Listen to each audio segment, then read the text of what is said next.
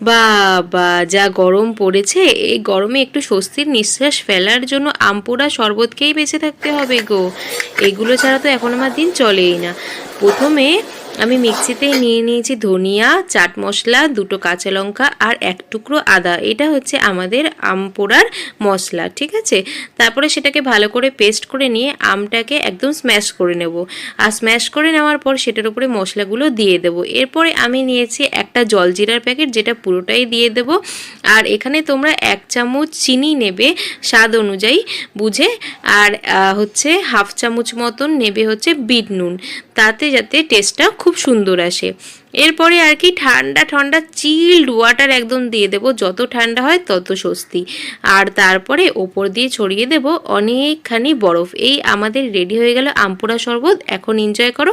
তাড়াতাড়ি like, comment, share করে দাও আর সাবস্ক্রাইব জলদি করে দাও।